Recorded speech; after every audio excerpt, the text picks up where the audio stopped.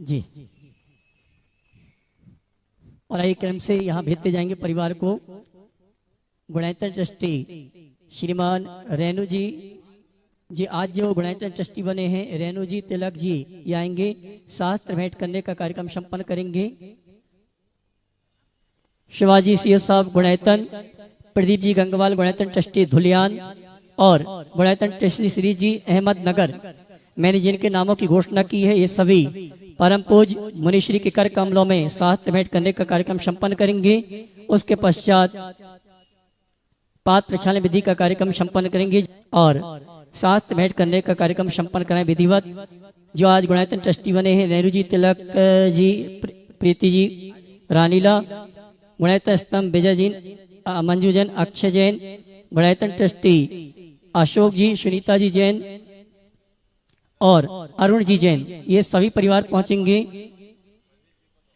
साथ में Pradeep ji Gangwal Dhuliyan Gunayatan trustee, Gunayatan trustee Shri जी अहमद नगर, ये सभी पहुंचेंगे परम पूज मुनिवर की चरण वंदना करने के लिए। और आइए पात्र प्रक्षालन विधि का कार्यक्रम चल रहा है, उसके पूर्व आप सभी को सूचना देना चाहूंगा। संस्कार शिविर का रजिस्ट्रेशन ऑनलाइन 25 तारीख की शाम को बंद हो जाएगा, इसलिए जिन्होंने अभी तक रजिस्ट्रेशन नहीं करवाया है ऑनलाइन आप रजिस्ट्रेशन करवाने का अवसर प्राप्त कर सकते हैं।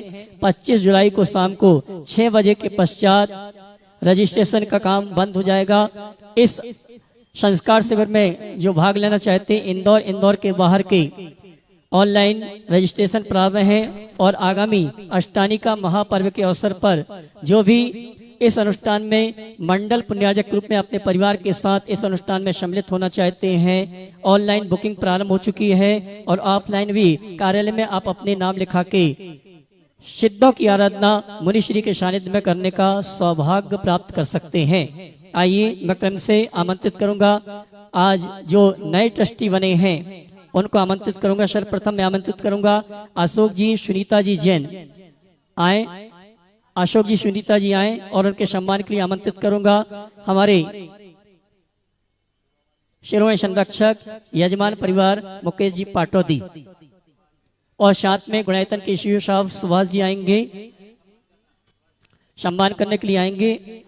मैं निवेदन करना चाहूंगा जिनके नामों की घोषणा की जाए वही सम्मान के क्रम में यहाँ पर आए, ऐसी व्यवस्था से व्यवस्थित रहेंगे। आइए अशोक जी, सुनीता जी जैन गुणायतन ट्रस्टी और इनके सम्मान के लिए मैंने आवाज दी है। गुणायतन के सीओ साहब सुभाष जी और शिरोमणि संरक्षक मुकेश जी पाटौदी आइए सामने पहुंचे, आइए साहब। और इसी क्रम में आज द्वितीय गुणायतन ट्रस्टी बनने का सौभाग्य प्राप्त किया है रेणु जी, तिलक जी, प्रीति जी, रानीला, ये आएंगे परम पूज मुनिवर के श्री चरण वंदन करते गुरुवंदना का सौभाग्य प्राप्त करेंगे। और इनके सम्मान के लिए मैं आवाज दूंगा अशोक जी दोषी और सुनील जी विलाला, सुनील जी विलाला, अशोक जी दोषी आएंगे हमारे सम्मानी। रेणु जी, तिलक जी, प्रीति जी गुणायतन ट्रस्टी जिन्होंने आज गुरुवर से आशीर्वाद प्राप्त किया, उनके सम्मान के लिए मैंने आवाज दी है अशोक जी और सुनील जी। इसी क्रम में गुणायतन स्तंभ के रूप में जिन्होंने जुड़ने का अवसर प्राप्त किया है विजय जी, मंजू जी, अक्षय जी और उनके सम्मान के लिए आवाज दूंगा। इनके सम्मान के लिए आमंत्रित करूंगा अशोक जी शास्त्री और मनोज जी बाकलीवाल और इनके साथ अरुण जी भी आ जावे साथ में। सभी मैं चाहूंगा अपना स्थान ग्रहण करें व्यवस्थित। कुछ ही समय पश्चात मंगल प्रवचन, मंगल उद्बोधन का लाभ हमें आपको मिलेगा। चलते हैं देवी अहिल्या की नगरी मालवा की शहर इंदौर के आचार्य श्री विद्यासागर सभागार से परम पूज मुनिश्री प्रमाण सागर जी महाराज के 16 कारण भावना पर मंगल प्रवचन का लाभ लें और सकल दिगंबर जैन समाज इंदौर हार्दिक अभिनंदन स्वागत करती है। और चलते हैं प्रतिदिन की भांति परम पूज मुनिवर के श्री चरण वंदन करते हुए आशीर्वाद प्राप्त करेंगे और निवेदन करेंगे मंगल प्रवचन के लिए दोनों हाथ जोड़ लेंगे, गुरुवर के श्री चरण वंदन करते हुए आशीर्वाद प्राप्त करेंगे, निवेदन करेंगे 16 कारण भावना की द्वितीय भावना के लिए बोलेंगे हे मुनिवर, बोलिए हे मुनिवर नमोस्तु नमोस्तु नमोस्तु। बोले परम पूज मणि श्री प्रमाण सागर जी महाराज की।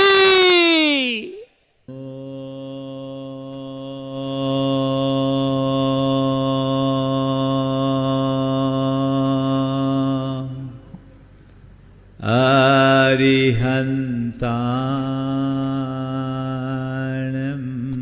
नमो अरिहन्ताणं नमो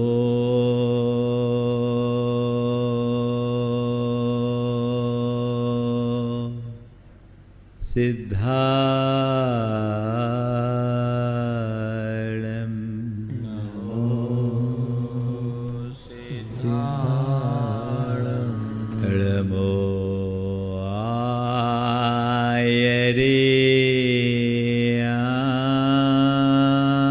आयर्याणं नमो आयर्याणं नमो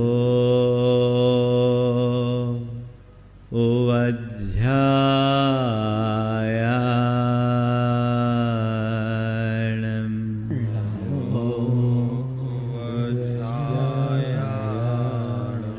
नमो लोये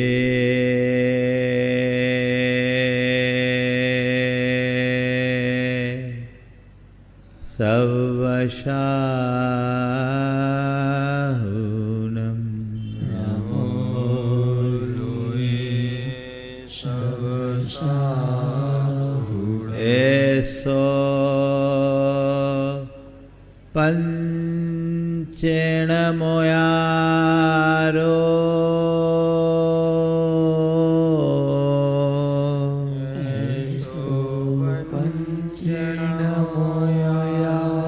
सवपाव पणाशिनो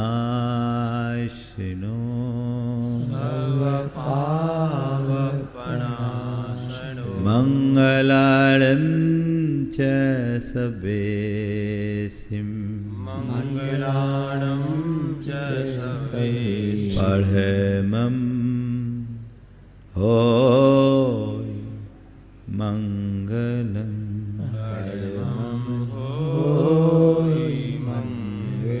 जय बोलो देवादिदेव 1008 श्री भगवान महावीर स्वामी की जय जय जय अहिंसा परमो धर्म की जय जय जय परम पूज आचार्य गुरुवर श्री विद्यासागर जी महाराज की जय जय जय बोले परम पूज मनीषी प्रमाण सागर जी महाराज के मनीषी निर्वेक सागर संधान सागर जी महाराज के नमोस्तु गुरुवर। बारिश का समय था। नदी की तेज धार में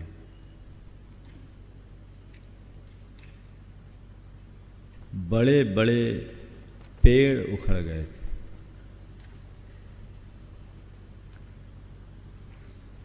एक छोटा बच्चा अपने दादा के साथ नदी की धार को देखने के भाव से पहुंचा। नदी तट पर पहुंचने के बाद उसे बड़ा आश्चर्य हुआ। उसने अपने दादा से कहा कि दादा, मैं ये क्या देख रहा हूं? नदी के इस प्रवाह में बड़े बड़े पेड़ उखड़ गए, लेकिन इसके तट के किनारे रहने वाले नन्हे नन्हे जो झाड़ियां थी, घास थी, वे क्यों जो के तो खड़े? तो दादा ने अपने पोते को समझाते हुए कहा, बेटे, इसका एक बड़ा रहस्य है।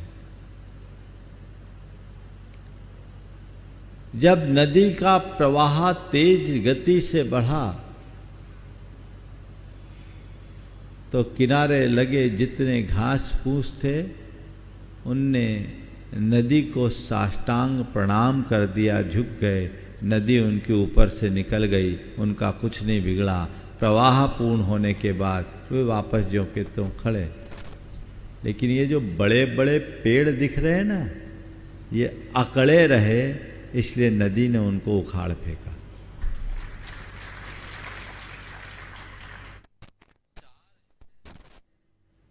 जो झुकता है वह टिकता है, और जो अकड़ता है वह उखड़ता है। झुकने वाला टिकता है और अकड़ने वाला उखड़ता है। अगर अपने जीवन में स्थिरता चाहिए तो झुकने की कला अपने भीतर विकसित करना चाहिए।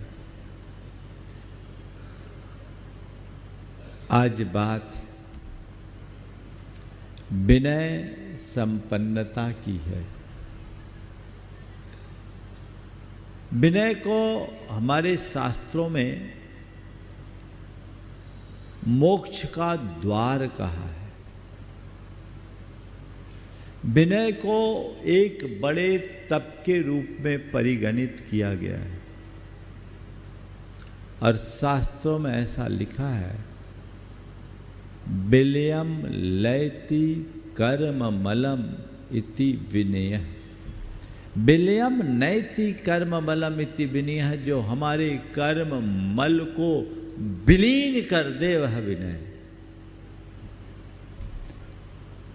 मुझे जब कभी भी इस प्रसंग में शुरू में सोचता था तो मुझे लगता था कि विनय एक सामान्य शिष्टाचार का प्रतीक है और उसे यहाँ इतना उच्च स्थान क्यों दिया गया, इसे एक तपस्या के रूप में क्यों कहा गया, इसे मोक्ष का द्वार क्यों कहा गया, इसे कर्म मल के क्षय का निमित्त क्यों कहा गया। मन में बहुत बातें आती थी, लेकिन जब विनय की गहराई में उतरा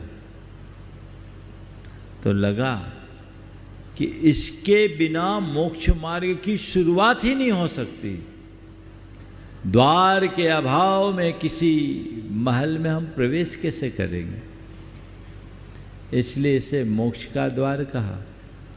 क्योंकि विनय एक औपचारिक क्रिया मात्र नहीं है, विनय एक आंतरिक परिणति है जो हमारे अभिमान के गलने से प्रकट होती है।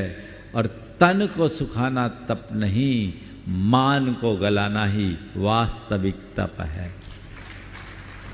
अपने अभिमान को जो गला दे वही विनय को आत्मसात कर सकता है। हमारे नीति शास्त्रों और धर्म शास्त्रों में विनय की बड़ी महिमा कही गई, लेकिन अध्यात्म शास्त्र में तो विनय को महान तप कहा। आज उसी विनय की बात मुझे आप सबसे करनी। शास्त्रों में विनय के अनेक प्रकार बताए गए। एक लोकानुवर्ती विनय, एक अर्थतंत्रीय विनय, एक काम प्रेरिता विनय और एक है मोक्ष विनय। लोकानुवर्ती विनय सामान्य लोकाचार में जो विनय हम लोग करते हैं, जिसको हम सामान्य शिष्टाचार का रूप मान सकते हैं। बड़ों का आदर करना, उनका सम्मान करना, किसी के पैर छूना, जो विनम्रता देखी जाती है ये लोकानुवर्ती है। दूसरे अर्थतंत्रीय विनय, किसी से पैसा चाहिए तो आप लोग खुशामद करते हैं कि नहीं करते हैं, ये विनय होता है। आप अपने दुकान में बैठे रहते हैं तो दुकान में बैठे बैठे अपने ग्राहकों के साथ कितने विनम्रता से प्रस्तुत होते हैं। ये कौन सी विनय है? अर्थतंत्रीय विनय, जो अपने प्रयोजन की पूर्ति के लिए किया जाता है। विनय का तीसरा रूप है कामतंत्रीय विनय।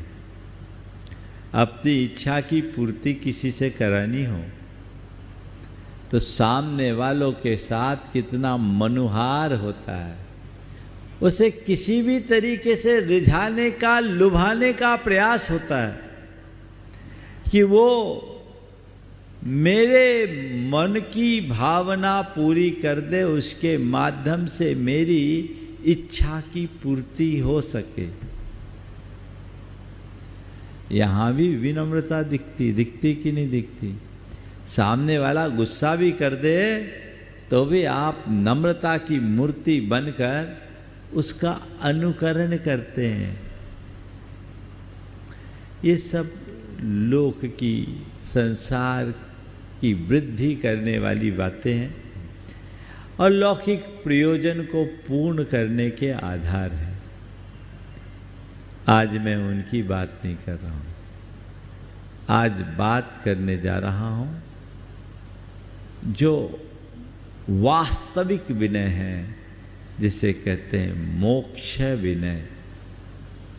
वह विनय जो हमारे मोक्ष मार्ग को प्रशस्त करे, वह विनय जो हमारी चेतना को विशुद्ध और निर्मल बनाए, वह विनय जिससे हमारे कर्मों का क्षय हो, और वह विनय जिससे हमारे अहंकार का विनाश हो, वह मोक्ष विनय। और उस विनय के लिए एक शब्द दिया, पूज्येषु आदरः विनय। पूज्य पुरुषों के प्रति हार्दिक आदर भाव की अभिव्यक्ति का नाम विनय। जो भी पूज्य महान पुरुष हैं, उनके प्रति आदर भाव, वो आदर केवल हाथ जोड़ना नहीं, उनका गुणगान करना नहीं, उनके पीछे चलना नहीं, उनको अपने जीवन का आदर्श मानते हुए हृदय में विराजमान कर लेना ही विनय का वास्तविक रूप है। प्रत्यक्ष में किसी को सम्मान देना तो विनय है ही, पर वास्तविक विनय परोक्ष में भी अनादर न होने देना है।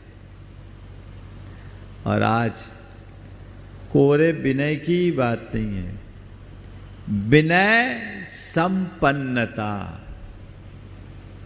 किससे संपन्न होना? विनय से संपन्न होना। धन संपन्नता की बात तो हमेशा की जाती है,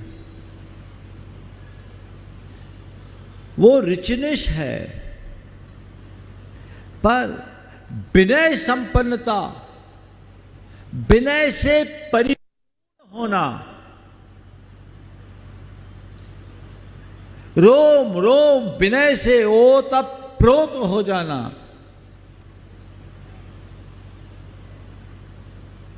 ऐसी हम्बलिटी अंदर आ जाए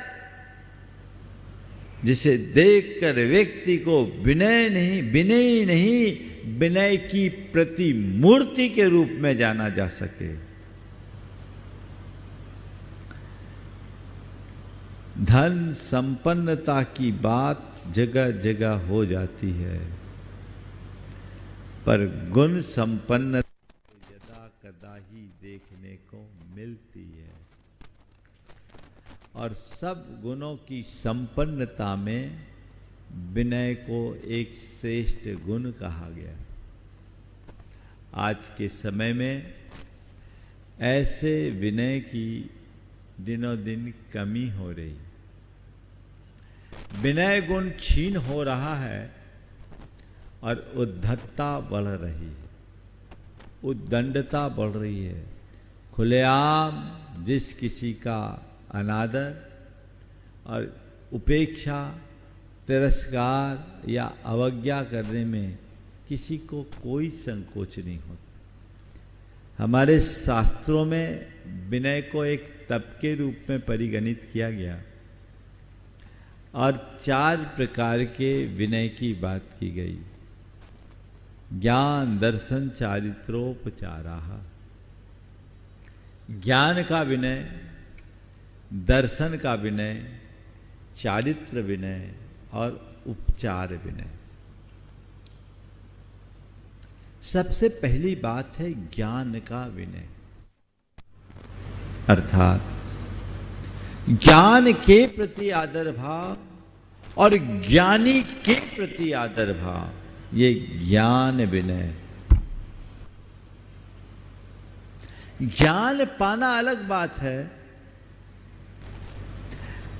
लेकिन यथार्थ ज्ञान पाना बिल्कुल अलग बात है। यथार्थ ज्ञान तभी प्रकट होता है जब अंतरंग में विनय हो। और एक बात बताओ, आप सब ज्ञान की उपासना करना चाहते हो तो ज्ञान का आधार भी विनय है। हम लोगों ने ये तो बचपन में ही नीति शास्त्र में पढ़ा है, विद्या ददाति विनयम, पढ़ा है ना।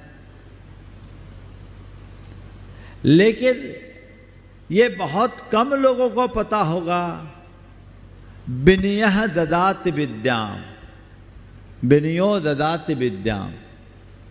विनय विद्या को देता है। आपने कभी सुना नहीं होगा, आज मुझसे सुन लो। जब मैं सचखंडागम का स्वाध्याय कर रहा था धवला का,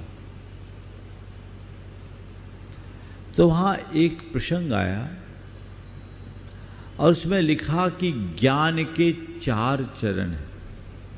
कितने चरण हैं? 4 चरण, 4 पाद है। उसमें लिखा कि एक चरण को आचार्य यानी गुरु बताते हैं, पादम आचार्य माचस्ते, पादम शिष्यः स्वमेधया, पादम विनयेन प्राप्नोति और पादः कालेन पच्यते। कि ज्ञान के 4 चरण हैं। अब चारों चरण को अगर बांट दे तो 25-25% हुआ। उसमें गुरु का रोल केवल 25%। जो ज्ञान है गुरु बताते हैं, वो एक चरण काम है गुरु का। दूसरा चरण शिष्य की अपनी मेधा, अपनी बुद्धि। पहला चरण गुरु से, दूसरा चरण शिष्य अपनी बुद्धि से,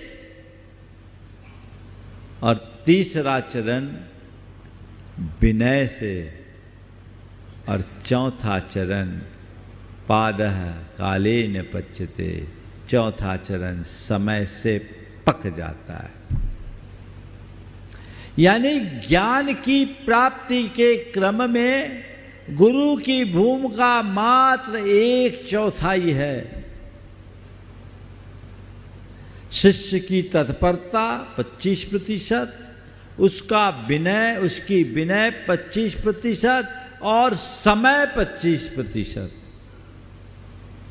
आचार्य महाराज के मुख से हमने अनेक बार सुना, विद्या कालेन पच्यते, विद्या समय पाकर पकती। ये अनेक बार हमने सुना, इसका हमने अनुभव किया। जब हमने सचखंडागम का स्वाध्याय किया, मुनि दीक्षा होते ही मेरे हृदय में सिद्धांत के अध्ययन की बड़ी ललक थी। हालांकि गुरुदेव मुझसे हमेशा कहते थे तुम साहित्य पढ़ो, पर मेरी रुचि सिद्धांत पढ़ने की थी। तो मैंने गुरुदेव से कहा, गुरुदेव मेरी रुचि सिद्धांत की, साहित्य की नहीं, मुझे उतना संस्कृत आता है जिससे मेरा काम चल जाता। मैंने गुरुदेव की बात नहीं मानी और उसका परिणाम मैं भोग रहा हूँ कि आज महसूस कर रहा हूँ कि गुरुदेव की बात नहीं मानी तो साहित्य में मैं कच्चा रह गया। अगर गुरुदेव की बात मानी होती और साहित्य पढ़ लिया होता तो सिद्धांत में मेरी स्वाभाविक रुचि थी, उसमें भी मेरी पकड़ हो जाती। लेकिन मैं सिद्धांत में तो आगे बढ़ गया, साहित्य के क्षेत्र में आज भी मैं कच्चा हूँ। इसलिए एक सीख तो मैंने अपने जीवन में ली और आप सबको भी अपने अनुभव से कहता हूँ कि जीवन में कभी गुरु की बात टालना मत, गुरु की बात पालना। तो मैंने गुरुदेव से जब कहा, जिस दिन मेरी मुनि दीक्षा हुई उसी दिन मैंने कहा कि मुझे सतखंडागम के 6 खंड और कसाय प्रवृत्ति के पूरे 16 भाग पढ़ना है, आप आशीर्वाद दें। उन्हें 2-3 बार मुझसे कहा था साहित्य पढ़ो, मैंने बात जी साहित्य में रुचि नहीं, सिद्धांत पढ़ना है। आशीर्वाद दिया, मैंने स्वयं ने पूरा स्वाध्याय किया और 3 वर्षों में मैंने इन्हें पूरा छान डाला। इस बीच मुझे कोई बताने वाला तो था नहीं, पढ़ता था, जहाँ कोई प्रश्न आते थे मैं उन्हें नोट करता था।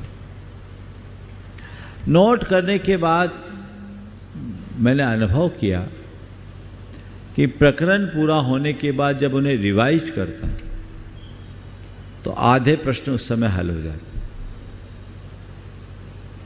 फिर पूरा ग्रंथ पूर्ण होने के बाद दूसरे संदर्भ को देखता करता तो 25-30% क्वेश्चंस उसमें हल हो जाते।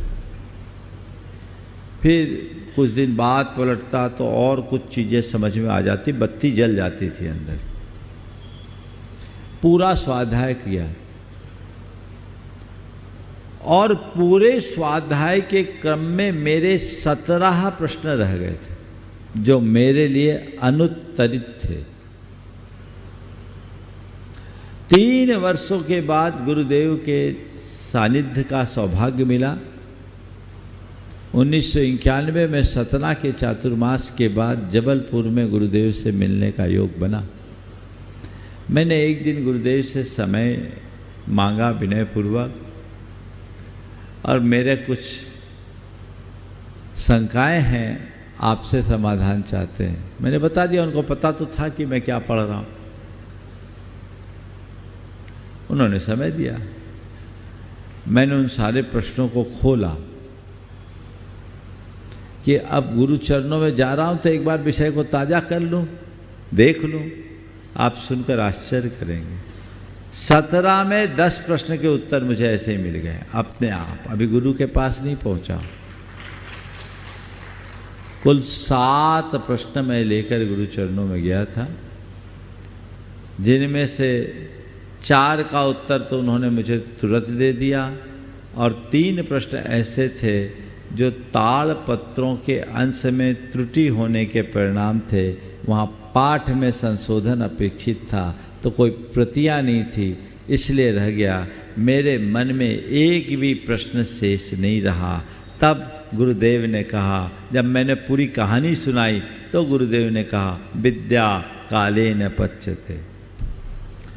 तो पढ़ते समय कभी अधीर मत होना, समय पर चीजें आती है। एक और अनुभव की बात मैं आप सबसे कहना चाहता हूं, जो हमने अपने जीवन के आरंभिक दिनों में पढ़ा था, उसी विषय को अब पढ़ता हूं तो अर्थ अलग निकलते। मैंने 1985 में आदि पुराण पढ़ा, तब मैंने एक पुराण पढ़ा था। और अभी 2 साल पहले जब मैंने आदि पुराण पढ़ा तो मैंने केवल आदि पुराण नहीं पढ़ा, उसमें मैंने धर्म शास्त्र पढ़ा, मैंने समाज शास्त्र पढ़ा, मैंने नीति शास्त्र पढ़ा, मैंने पुराण पढ़ा, मैंने काव्य पढ़ा और मैंने उसके माध्यम से भारत की संस्कृति को भी पढ़ा। ये चीजें आती हैं तो ज्ञान का विकास क्रम से होता है और उत्तरोत्तर बढ़ता जाता है। लेकिन इन सब में एक बड़ी भूमिका होती है विनय की। इसलिए ज्ञान की विनय करो, ज्ञानवंत की विनय करो, उसमें कमी मत करें। कभी कोई ज्ञान की बात करे, अच्छी बात करे तो उसे स्वीकार करो, हृदय में लगनी चाहिए। और जैसे अच्छी बात को आप स्वीकार करोगे, आपके मुख से फट से उद्गार निकलेगा, वाह बहुत अच्छा। कुछ नहीं तो तालियां बजाओगे, बजाओगे, देखो बज गई। ये क्या है? ये एक विनय है। जिसे दूसरे शब्दों में हम कहें तो वह है अनुमोदना। और इसके उलट दूसरा है आलोचना। ज्ञानी की कमी निकालना, नुक्स निकालने वाले लोग बहुत हैं, लेकिन ज्ञान और ज्ञानी का सत्कार या अभिनंदन करने वाले लोग विरल हैं। कमियां मत निकालिए, अच्छाइयों को पकड़िए। अनुमोदना कीजिए, आलोचना नहीं।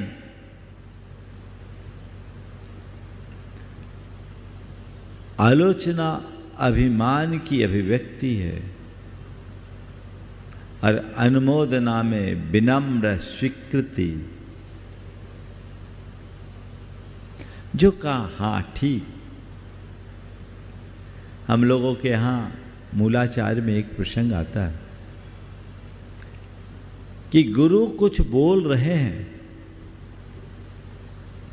तो आप उनकी बात का सत्कार कीजिए। और उसे कहा गया तथाकार। क्या कहा गया? तथाकार।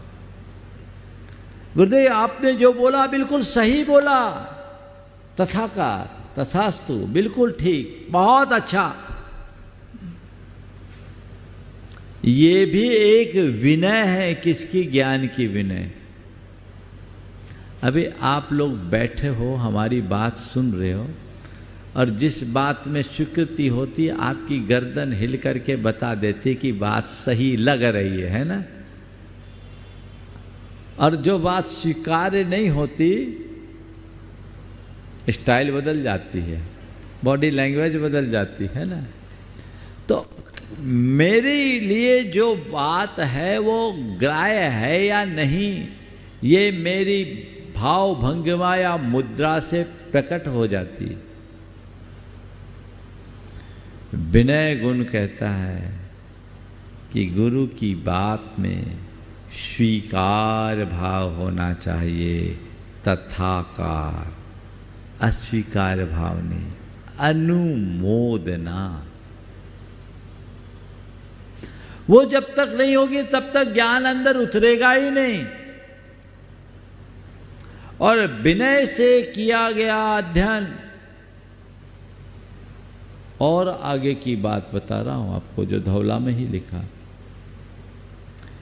एक 4 प्रकार की प्रज्ञा होती। एक प्रज्ञा औत्पत्ति की,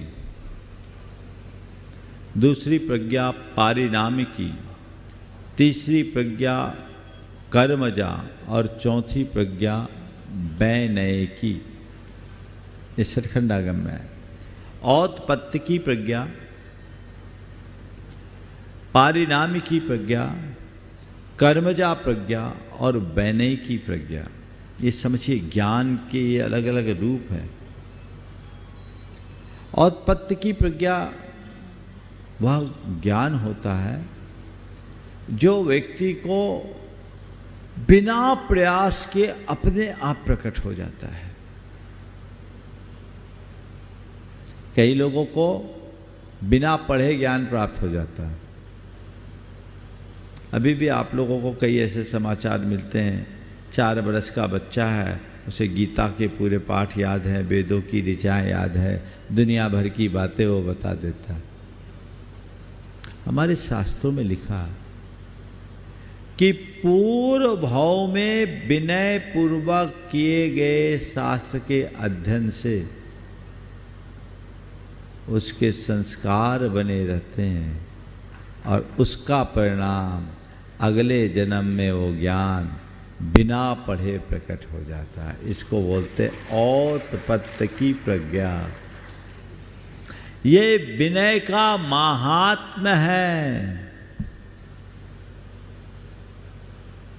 ज्ञान का विनय कीजिए।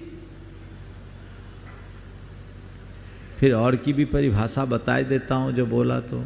पारिणामिकी विनय, अपने अपने कर्म के क्षयोपशम से जो ज्ञान प्रकट होता है इसको पारिणामिकी बोलते हैं। कर्मजा, पुरुषार्थ पूर्वक प्रयास पूर्वक जो अध्ययन करते हैं उसको बोलते हैं कर्मजा। कई लोग ऐसे होते हैं जिनकी प्रतिभा नहीं होती, जिनके पास ज़्यादा क्षोभक्षम यानी ज्ञान अर्जन करने की शक्ति नहीं होती, तो वो हार मान करके बैठ जाते हैं। लेकिन अगर व्यक्ति पुरुषार्थी उद्यमी है, लगनशील है, तो वो अपने पुरुषार्थ के प्रबलता से ज्ञान को विकसित भी कर सकता है। हमारे संघ में एक महाराज थे, हमारे साथ के महाराज थे, ज़्यादा पढ़े लिखे नहीं थे और उनको ज्ञान भी ज़्यादा नहीं था। कर्म का कुछ ऐसा उदय था, कायोत्सर्ग करने में भी नींद आ जाती थी, लेकिन बड़े पुरुषार्थी, वो खड़े खड़े सामायिक करते थे। हालांकि उसमें भी झपकी आती, लेकिन हारे नहीं। अब जब गुरुजी व्याकरण पढ़ा रहे थे, तो व्याकरण बहुत टफ विषय होता है। उनने ठान लिया कि मुझे व्याकरण पढ़ना है। हम लोग हंसते थे, ये क्या पढ़ेगा, अकल तो कुछ है नहीं। हालांकि ये समझ लो हम लोगों को भी अकल नहीं थी, तभी ऐसा बोल रहे थे। लेकिन गजब का काम किया उन्होंने। इतनी लगन से अध्ययन किया, इतनी लगन से अध्ययन किया कि आज हम सबको अपना लोहा मनवा दिया। उन्होंने जैनेन्द्र महावृत्ति की टीका रच दी, जो जैन जगत का के व्याकरण का सर्वश्रेष्ठ ग्रंथ है।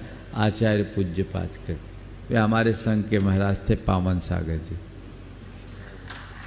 ये कर्मजा प्रज्ञा, ये उदाहरण है। मैंने देखा, मैंने कहा ये बिल्कुल ये इनके पुरुषार्थ का सुफल है। इसलिए कभी हारना मत। करत करत अभ्यास के जड़मति होत सुजान, मुझसे बनता नहीं, मुझसे बनता नहीं, मुझसे बनता नहीं, ये बात दिमाग से निकालो। मुझे करना है, मुझे करना है, मुझे करना है, ये बात हृदय में बिठा लो। ये कर्मजा प्रज्ञा, औत्पत्ति की, पारिणामिकी, कर्मजा, और चौथी वैनय की। विनय से जो ज्ञान अर्जित किया जाए उसको बोलते वैनय की।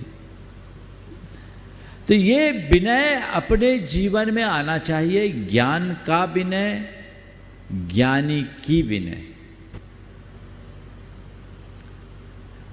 अभिमान नहीं हो।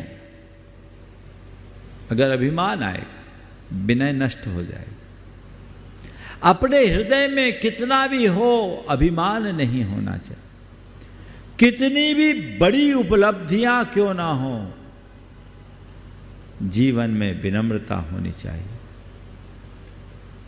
एक दिन गुरुदेव ने कहा कि श्रावक तुम्हारी विनय करता है, तुम्हें भी श्रावक का विनय करना चाहिए। ध्यान से सुनो, कितनी ऊंची बात कह रहे। श्रावक तुम्हारी विनय करता है, तुम्हें भी इसकी विनय करना चाहिए। अब हम श्रावक की विनय कैसे करें? तो उन्होंने कहा वो विनम्रता से तुम्हें नमोस्तु करता है, तुम प्रसन्नता से उसको आशीर्वाद दो, यही विनय। आप हमें नमोस्तु करते रहो और हम मुंह बनाए बैठ जाएं तो आपको अच्छा लगेगा क्या? नहीं लगेगा। तकलीफ भी होती है। हल्की सी स्माइल भी चले जाए तो आपका मन गदगद होता है, नजर पड़ गई, बस हो गया हमारा काम। लेकिन भाइयों, इस बात को भी थोड़ा समझना। अब हम लोगों के पास आप लोगों का कोई शेड्यूल तो फिक्स रहता नहीं। जब आ गए तभी दर्शन चाहिए। और हम कोई काम कर रहे हैं, मान लीजिए कुछ लिख पढ़ रहे हैं या किसी से कोई बात कर रहे हैं, उस समय आप तक ध्यान न जाए तो ये मत समझना महाराज अखाड़ा में है। महाराज जी ने कहा था विनय है कि नमोस्तु कर रहे हैं तो हमें आशीर्वाद देना है। अवस्थानुरूप व्यवस्था, उस समय तुम्हारी विनम्रता यही है कि तुम देखो ये अभी मेरे योग्य समय नहीं है, मुझे तो गुरु की वंदना के लिए तभी जाना चाहिए जब वो गुरु को अनुकूल हो। आपको एक रहस्य की बात बताऊं, मूलाचार्य में क्या लिखा। एक मुनि को आचार्य से अगर प्रायश्चित लेने भी जाना है, एक मुनि को अपने आचार्य से प्रायश्चित लेने के लिए भी जाना हो तो चाहे जब मत जाओ, देख लो, और उसमें एक शब्द लिखा अव्याक्षिप्त मना हो, यानी गुरु जब फ्री हो तब जाओ। वो अगर व्यस्त हैं तब मत जाओ। तो हम लोगों के लिए जब ये प्रोटोकॉल है तो तुम लोगों का क्या हाल है, बोलो। तुम्हारा तो कुछ नहीं महाराज, हम इतनी दूर से आए, हमें तो दर्शन मिलने ही चाहिए। तो हमें एहसान करने आए क्या भैया, बता। दर्शन मिलेंगे, तसल्ली तो रखो, है ना। हम तो रोज जब प्रवचन में आते हैं तब, और शंका समाधान में आते हैं तब, जितने यहाँ बैठे उनको और जितने घरों में बैठे उनको आशीर्वाद देते हैं कि नहीं। एक बार और ले लो, हाँ। और उधर से नमोस्तु आती है, और फिर स्वाध्याय में अलग, शांति धारा में अलग, और कार्यक्रम के समापन के बाद छत में भी अलग देते हैं, मिलता है। कितना चाहिए, इतना आशीर्वाद बटोर के रखोगे कहाँ, ये तो और बता दो। व्यवस्था को समझना चाहिए, और उस व्यवस्था को समझते हुए जो चलते हैं वे ही अपने जीवन में कुछ आगे बढ़ पाते हैं। तो ज्ञान की विनय, दर्शन का विनय, दर्शन के विनय का मतलब सम्यक दर्शन की निर्दोष आराधना, और जो सम्यक दृष्टि है उनके प्रति आदर का भाव, वो आत्मसात होना चाहिए। वो विनय अपने अंतरंग में हो जाए, जीवन का कायाकल्प हो जाए।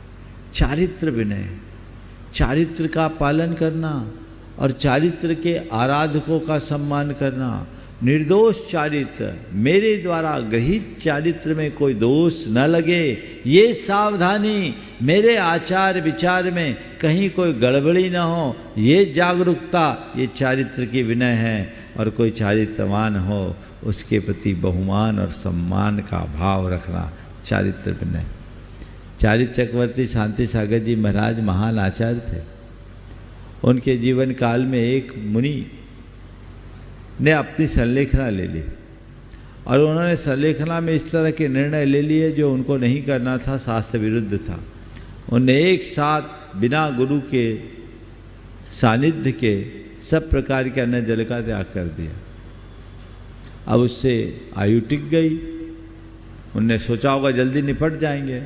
अब आयु टिक गई, शरीर में उसका दुष्प्रभाव पड़ने लगा, उनके अंदर दाह बढ़ने लगी, दाह बढ़ने लगी, और वो थोड़े विचलित से हो गए। शांति सागर जी महाराज का चातुर्मास पास में ही था। वे खुद अपने चातुर्मास स्थल से विहार करके उनके पास गए। दक्षिण में तो हर 2-4 किलोमीटर में जैन बस्तियाँ, तो पास में ही था, वहाँ गए, उन्हें विनम्रता पूर्वक प्रणाम किया, और जब प्रणाम कर नमोस्तु करके कहा, हे महाराज, आप कितने महान तप के धारी हो, आपने कितना उत्तम तप धार रखा है। इस जीवन का उद्धार करने वाला, आत्मा को भव पार लगाने वाले संलेखना व्रत को धारण कर रहे हैं। मैं चाहता हूँ आपकी ये संलेखना निर्दोष हो, निर्बाध हो। महाराज की बातें सुनकर, महाराज को देखते ही उनकी आंखों से आंसू आने लगे। फिर धीरे से उनने महाराज को संबोधा, उनकी आत्मा को जगाया, और उनके मन के विकल्प को शांत किया, और उनकी बहुत उत्तम समाधि हुई। जब वे अब आए तो लोगों ने कहा, जो महाराज इतने ज़्यादा अस्थिर हो चुके थे, जो बार बार पानी मांग रहे थे, आपने उन्हें नमोस्तु कैसे कह दिया। बोले, भाई, किसी के हृदय में उतरने के लिए पहले उसका विनय करना होगा। ये वो नहीं कर रहे थे, ये उनके कर्म का उदय कर रहा था। हम जानते हैं पहले महातपस्वी थे। कर्मोदय से यदि किसी के साथ ऐसा हो भी जाए तो हमें उसकी विनय करते हुए उसका स्थितिकरण करना चाहिए। ये है चारित्र की विनय। अगर तुम्हारे हृदय में विनय होगा तो तुम उसका सम्मान बचा के रखोगे, उसे लांछित नहीं होने दोगे। उपचार विनय, अपने से बड़ों के प्रति आदर भाव रखना, गुरुजनों के पीछे चलना, उनको अपने बाएं ओर करके चलना, उनके समक्ष बीच में ना बोलना, उनके आसन पर कभी ना बैठना, परोक्ष में भी उनका सीधा नाम न लेना, उनके लिए संज्ञा का प्रयोग करने की जगह सर्वनाम का प्रयोग करना, ये सब विनय। प्रत्यक्ष में कभी नाम न लेना, उनके दोषों को उनके समक्ष न बोलना, ये सब उपचार विनय के अंतर्गत आता है। ये विनय होनी चाहिए, समझदारी होनी चाहिए। आपके अंदर जितनी समझदारी हो उतना काम होता है। और विनय में जो व्यक्ति जितना विनयी होता है उसको विवेकी भी होना पड़ता है। कई बार विवेक के अभाव में अभिनय हो जाते। अब एक बार गुरुदेव की वैयावृत्ति हो रही थी, उनका उपवास था, स्वास्थ्य ठीक नहीं था। मैं उनकी पीठ की वैयावृत्ति करना चाह रहा था, वो दीवार से टिके हुए थे। अब कहूँ कैसे कि पीठ में मुझे करना है, और उनसे कहूँ गुरुदेव थोड़ा आप आगे आ जाएं तो मैं करूँ, तो मुझे उचित नहीं लगा और वैयावृत्ति करना ही था। वहीं ब्रह्मचारी थे संजय पनागर वाले, हमने संजय से की तरफ इशारा करते हुए, संजय ये दीवार तो थोड़ी पीछे खिसका दो, संजय ये दीवार तो थोड़ी पीछे खिसका दो। गुरुजी ने पूछा क्यों? मैंने कहा मुझे अपने लिए जगह चाहिए, मुझे अपने लिए जगह चाहिए। गुरुजी ने सुना, कहा लो मैं पीछे खिसका देता हूँ। वो आगे खिसक गए, दीवार पीछे हो गई, मेरी जगह बन गई। यह है विनय। विवेक के साथ काम करो, नहीं तो दूसरा हम ये भी कहते थोड़ा अति भक्ति वाले थे, महाराज जी थोड़ा सा एक निवेदन है, थोड़ा आगे सरक जाइए ना। पर ये मजेदारी है क्या? तो कहां क्या करना है ये भी समझदारी के साथ होना चाहिए। और ये विनय का एक अंग है।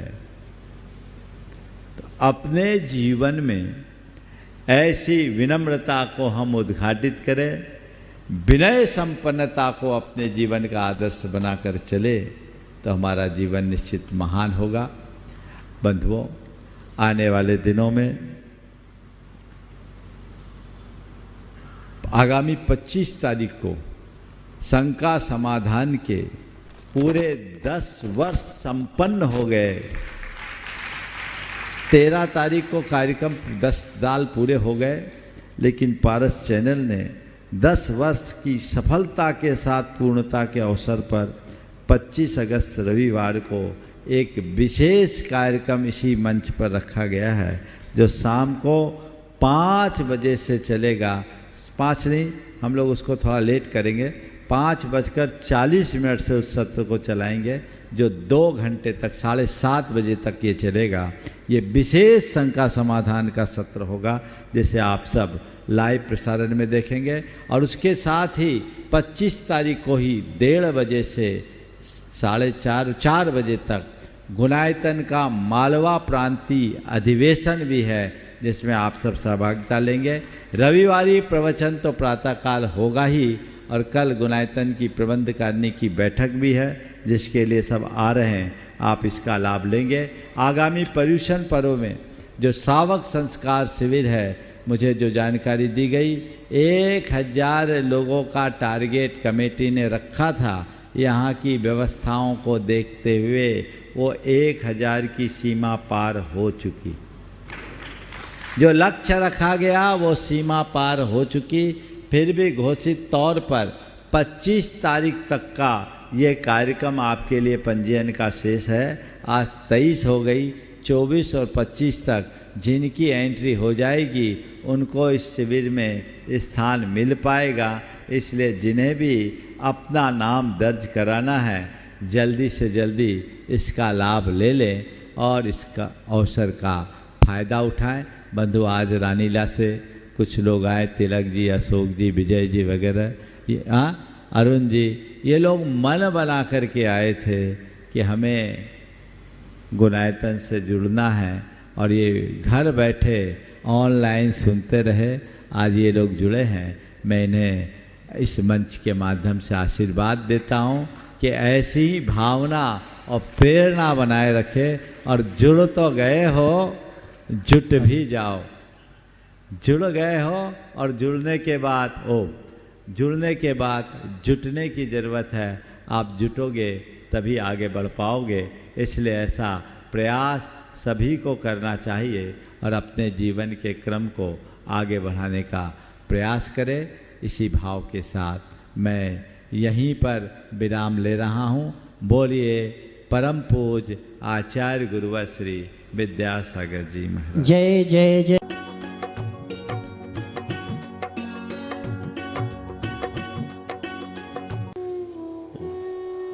हे प्रभु, आपके चरणों में कोटि कोटि नमन, कोटि कोटि वंदन, कोटि कोटि आभार।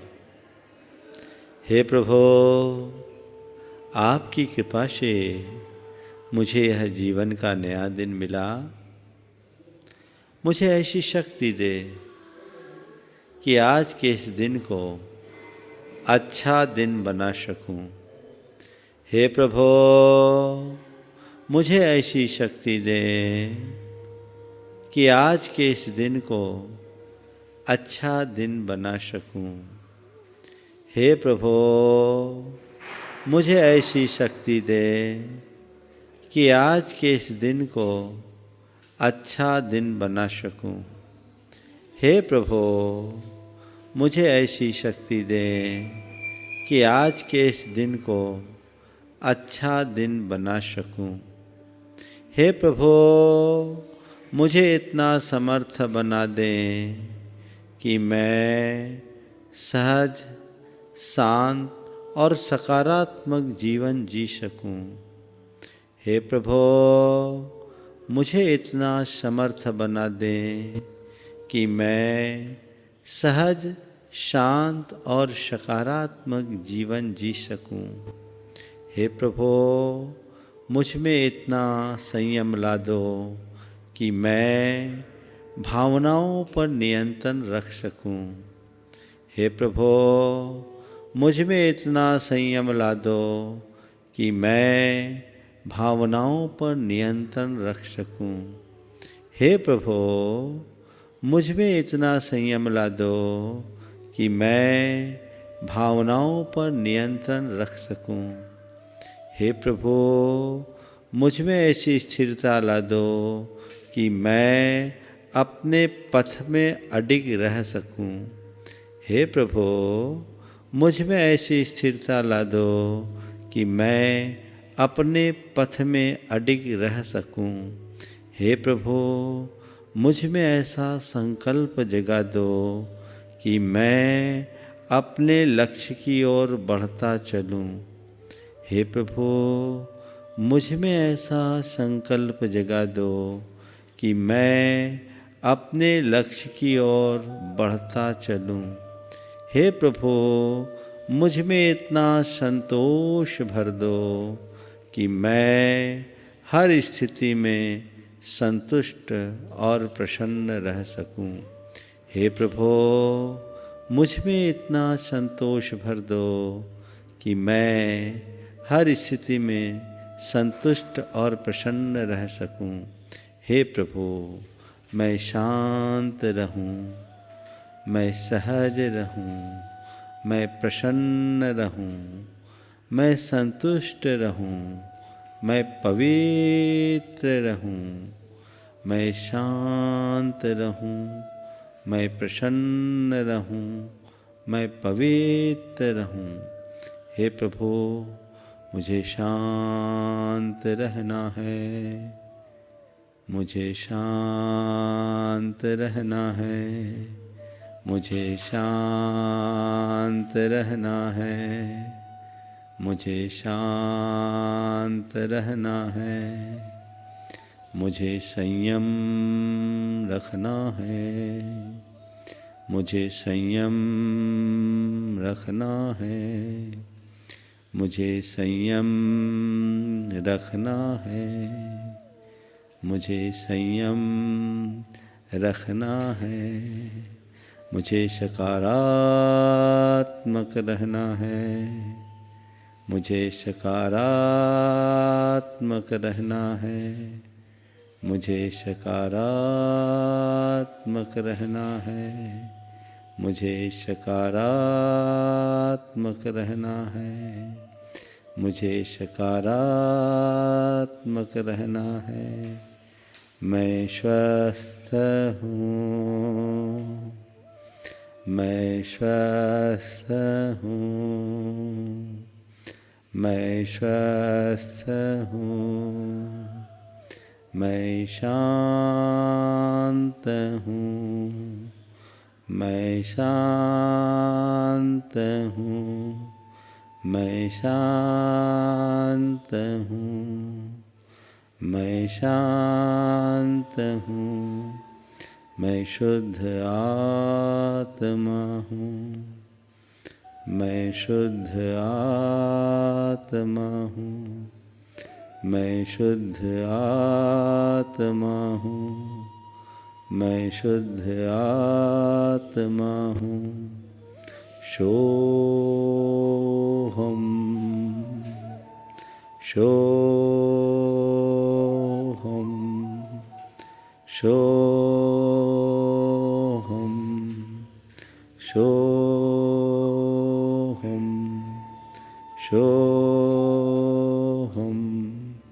सोहम, सोहम, सोहम। हे प्रभु, मुझे ऐसी शक्ति दे कि आज के इस पूरे दिन को मैं सहज, शांत, प्रसन्न और पवित्रता के साथ बिता सकूं। आपके चरणों में कोटि कोटि नमन, कोटि कोटि वंदन, कोटि कोटि आभार।